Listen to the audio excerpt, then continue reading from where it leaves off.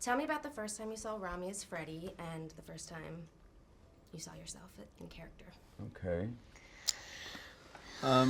Well, I've known Rami Malek for 11 years now, so I know this guy really well, and so it was amazing to step on set the first day, see him put on that mustache, see him put in the teeth, and completely like transform in front of my eyes. Like, because when I first heard about it, I was like, oh yeah, that's actually really good casting, but then once I saw it all come together and the mannerisms and the clothes, I was just like, this is insane.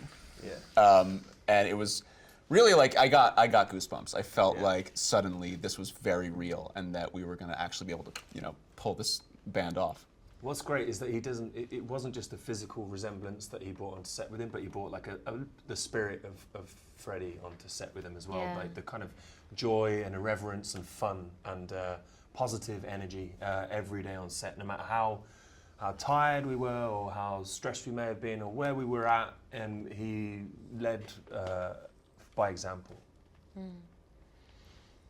I think it was also really shocking because I saw most of you in character, and it was actually seeing Rami out of character that was then a shock, to realize that all of those idiosyncrasies and such weren't your own. And to be like, my God, this is an entire facade. It was quite remarkable. It's all a lie. Yeah. It's all a lie. I feel like I have absorbed a lot of him now, and so I've taken up some of his. I do find myself doing this every once in a while.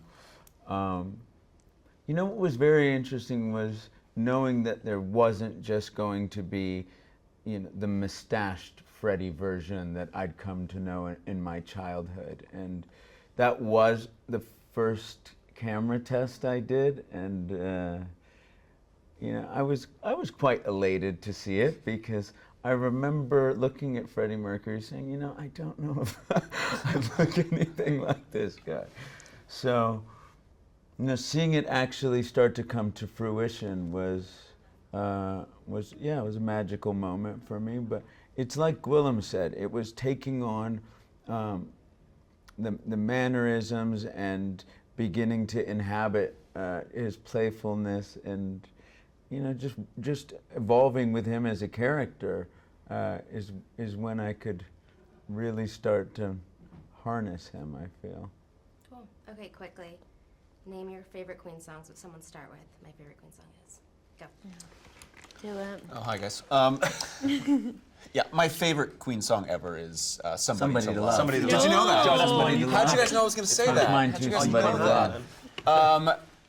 Yeah, and obviously Bohemian Rhapsody is this epic masterpiece, but I always just felt like Somebody to Love was sort of equally grandiose, but a little more accessible, and the lyrics sort of always just touched me a little bit more, and just feeling that like angst of wanting to belong and wanting, you know, that kind of love. But since we're all going to say that, another song I really love, there's a deep track, is Father to Son, which is off of Queen 2, which is not very well known, but I just think it's the prettiest song with just absolutely gorgeous lyrics.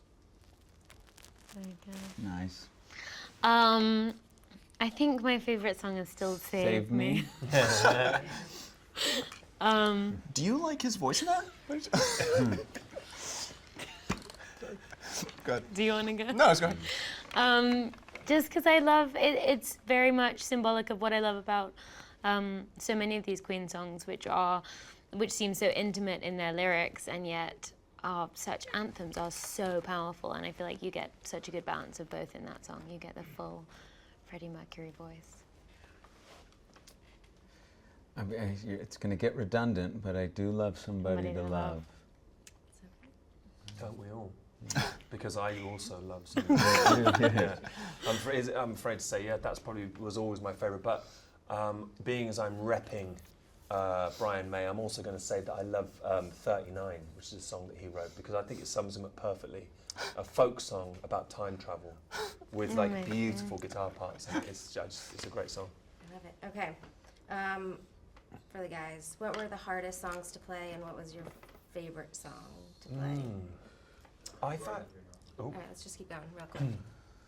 I think the hardest song to play, gosh, there was a lot, and in every song there's a challenge in it, particularly with the way that Brian May plays the guitar. But I I actually found We Are the Champions quite a challenging song to play because it was written on piano. It doesn't kind of translate that easily to guitar, so just in terms of the technical challenge, I found that quite difficult. Killer Queen is really tough. It's a sort of odd bass line that kind of comes in interesting parts and does its own thing at times. And then Bohemian Rhapsody is pretty fast and all over the place. So those were the two, I think, that... Did you struggle with the triangle part in Killer Queen? The triangle part, yeah, I had to play 2 instruments in Killer Queen was the real issue. And so bass, whip out that triangle. But my triangle skills really progressed. You were great I feel at like. triangle. Well, I didn't want to be the one to say it, so thank you, Gwil. Because it's true. And then really quickly, what do you think Freddie would think of the movie? Oh, wow. I hope that It's a celebration. He would love it. Freddie would love the film. I hope that he'd just... I know, go on. I know, laugh. I think he'd love the it. costumes.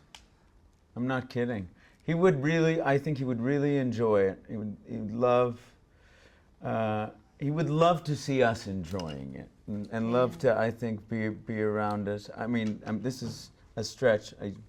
I can't speak for him, obviously, but I really think he would want it to be exactly the way we talk about it, a celebration, something that is so full of life that it almost explodes off the screen. And that's how I feel about the film, that it is that vibrant and